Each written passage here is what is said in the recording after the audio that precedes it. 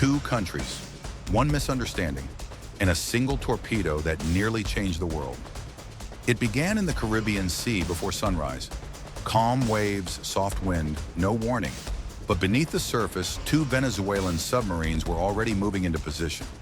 They believed they were stalking a lone American ship. They believed they were sending a message. They believed the United States Navy had let its guard down. They were wrong, because the vessel they were closing in on was not just any ship. It was the crown jewel of US naval power, protected by one of the most dangerous formations on Earth, a fully armed US aircraft carrier strike group. And deep below, steel hulls sliced through dark water. Inside, Venezuelan crews listened through headsets, studying distorted sonar returns, convinced this was their moment to demonstrate defiance. Orders were crystal clear: approach silently, confirm the target, and if necessary, fire a warning. But the moment you put a live torpedo in the ocean, even as a signal, the world changes. One misunderstood splash, and the next sound you might hear is a fleet preparing for war. As the Venezuelan S-21 Bolivar and the S-23 Sucre crept closer, they operated under strict silence. No radio calls, no pings, no active sensors, only their outdated briefing, which told them a single amphibious ship was moving dangerously close to Venezuelan territory. Except the data was wrong, hours old, completely outdated. The Americans were not alone. A Nimitz-class aircraft carrier and a wall of destroyers, cruisers, and support ships towered around it like armored guardians. Layered radar, satellite tracking, anti-submarine helicopters, and sonar nets crisscrossed the water. Everything the Venezuelan crews thought they knew was false, yet they pushed forward anyway, through underwater temperature layers that hid their approach. Slow, patient, confident. Then the noises began. Metallic thumps, rotors clanging above, loud mechanical activity. To the Venezuelans, it sounded like one big ship preparing helicopters, a perfect match for their flawed mission brief. No one suspected they were inches away from a carrier capable of launching 90 aircraft, and a Navy that reacts instantly to any underwater threat. Right now, you're only seeing the beginning, because in less than 3 minutes, a torpedo will leave its launcher. And in that moment, everything changes. Before we go deeper, a quick request. These incidents are the real-world turning points that never make the front page. If you want to follow every near miss and every secret standoff, tap subscribe so you never miss a critical update. Now, let's follow the submarines as they reach the kill zone, and the United States starts to hear something moving beneath them. The Venezuelan crews ease to their final attack depth, hidden beneath a thick thermal layer where sound bends strangely and detection becomes harder. They had no idea how much danger they were already in. Above them, a carrier strike group sailed with relaxed confidence, unaware that two hostile submarines were lining up a shot. Inside the S-21 Bolivar, tension rose. The commanding officer reviewed the order once more. No provocation, no escalation, unless absolutely required. The radar picture they had been given showed a solitary ship, a ship that looked American, a ship that seemed deliberately close to Venezuela's maritime boundary. To them, sending a clear warning seemed necessary. The weapon they selected was not set for deep detonation. It would run shallow. It would self-destruct. It should never threaten a real target. At least, that's what they believed. These submarines were older diesel-electric boats, built for coastal defense, not blue water combat. When they want to disappear, they slow down, switch to electric batteries, and drift through the sea like underwater shadows. But older systems also bring older assumptions and mistakes. The noises above grew louder, metal on metal, propellers, mechanical rumble. The crew convinced themselves it was a big landing ship gearing up helicopters. They thought the clatter was routine deck work. They were listening to an aircraft carrier. The decision was made. A shallow-run torpedo was loaded, gyro set, tube flooded, and with a final quiet command, the weapon launched. That single moment changed everything. To the Venezuelan commander, it was simply a message. We see you. Back off. To the United States Navy, it meant someone just tried to sink our carrier. Because American doctrine is unambiguous. if a torpedo enters the water near a strike group, it is hostile. No warnings, no excuses. Instantly, the underwater silence was shattered as the torpedo's propulsion left a trail of cavitation, tiny exploding bubbles that sonar can track with brutal accuracy. The weapon didn't travel far. It wasn't meant to. After completing its short run, it detonated harmlessly. A quick burst, a small shockwave, but sound underwater travels differently. It doesn't fade gently like air. It hits hard. On US sonar screens, this sequence appeared perfectly. Unknown contacts approaching, a torpedo launch, a powered run, a real explosion. That is the exact acoustic signature of an attempted attack. Immediately, alarms triggered. Destroyers snapped into defensive formation, decoys launched to confuse threats. The carrier turned sharply away from danger. Helicopter crews sprinted toward an MH-60R, ready to hunt and kill submarines. Anti-submarine weapons armed on multiple decks, and most importantly, the United States now believed someone had just fired a live torpedo at them. How do you respond when a foreign navy takes a shot at your most valuable asset? The answer depends on one crucial question. Was this the only attack? Because a second launch would leave no room for restraint.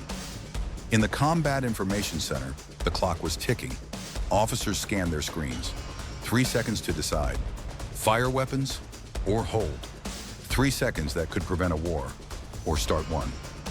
Inside the Combat Information Center of the Carrier Strike Group, the atmosphere flipped from calm routine to razor-sharp survival in a heartbeat. Red lights washed the room. Sonar operators leaned forward. Every officer knew what a torpedo meant and what had to come next. One rule dominates US Navy doctrine. If a torpedo is fired, assume the goal is to kill the carrier. No questions, no negotiation. Destroyers and cruisers had already moved into a protective ring. Their hulls turned outward, weapons pointed down into the deep. Sailors rushed to battle stations. The MH-60R helicopter had its rotors spinning, waiting for the word to launch and hunt. In those frozen moments, the Carrier Strike Group commander stared at sonar screens, showing 2 separate submarine contacts, both closing in. These were not accidents, not random, not a glitch. This looked like the opening of a coordinated attack. Across hundreds of meters of ocean, torpedo tubes could be reloaded. A second launch could already be underway. And if it was, the US response would be violent and fast. The procedure was clear. Destroyers would fire ASROC rocket torpedoes toward each contact. The helicopter would drop Mk-54 torpedoes. Sonobuoys would saturate the area with sound. Caribbean peace would shatter instantly. But then, the unexpected. The first torpedo exploded earlier than predicted, too early for a war shot, and instead of rising or turning like a tracking weapon, the sonar trail simply died. It looked wrong. The officers had to decide, was that a warning torpedo, or did the Venezuelan weapon malfunction during a real attack? There was no time for debate. They had exactly 3 seconds. 1. The sonar operator reported no secondary drive signature, no second weapon, no terminal chase noise. 2. The explosion did not leave debris, a self-destruct, not a failed kill. 3. If they fired now, the US would be responsible for igniting a conflict based on a weapon that might not have been meant to kill. The commander made the hardest call a naval leader can make. Hold fire, maintain defensive posture. 3 seconds. That simple order prevented war. The destroyers stayed locked on the underwater contacts, ready to strike the moment a second torpedo appeared. The carrier kept its course angled away from danger. Communication lines stayed wide open, gathering every scrap of sonar data. The entire strike group braced for round 2, but it never came. Down below, inside the Venezuelan submarines, the crew waited for the Americans to panic. They believed their message was clear. Instead, they had nearly triggered a catastrophe. With no second weapon in the water, the US held their fire. But the tension stayed high. One wrong interpretation could still turn the Caribbean into a battlefield. Because now the big question shifted. Who fired that torpedo? And what would they do next? We're entering the moment where intelligence failures collide with military reality, When the truth behind mistaken radar signals reveals itself, everything gets even more dangerous. The core of this crisis did not begin underwater. It began on land, inside Venezuela's coastal surveillance network. There, outdated radar screens struggled against humidity and atmospheric distortion. Multiple U.S. warships sailing together became blurred into one massive shape. A nuclear aircraft carrier with destroyers and a cruiser at its sides looked like a single giant vessel cruising the edge of Venezuelan waters. Operators saw one huge radar return, not a strike group. In their eyes, the United States was sending an amphibious assault ship dangerously close. And no escorts meant something unusual.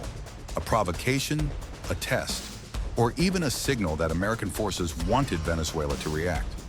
That belief traveled straight to submarine command. No one questioned whether the radar picture was wrong.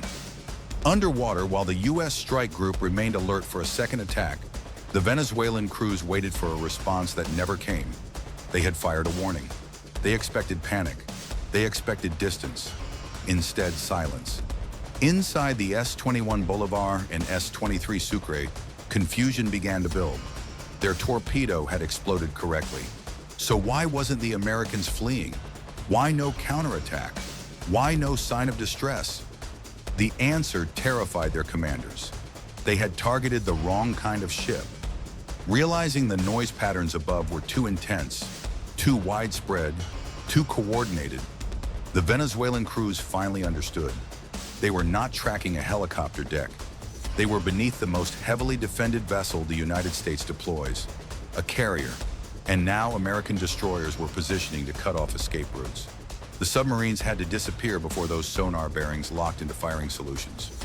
Electric motors engaged. They descended deeper, creeping along underwater ridges to break acoustic trails. Slowly, carefully, they retreated south. As they pulled away, the American sonar picture gradually lost clarity. Faint cavitation faded. Targets blurred into ocean noise. The U.S. Navy kept sensors trained until nothing remained but silence. No pursuit, no aggressive chase. Not a single weapon fired back. Because the United States could not start a war over a weapon that might have been a warning. But make no mistake, had Venezuela launched one more torpedo, even shallow, even limited, the Caribbean Sea would have erupted. This entire confrontation, radar mistakes, silent hunters, a defensive Titan on alert, lasted minutes. But it revealed a dangerous truth. Sometimes global peace depends not on strength alone, but on 3 seconds of restraint. If you want to follow every hidden standoff and the next crisis that could reshape the world, subscribe to Military Power so you never miss what happens next. Stay ready.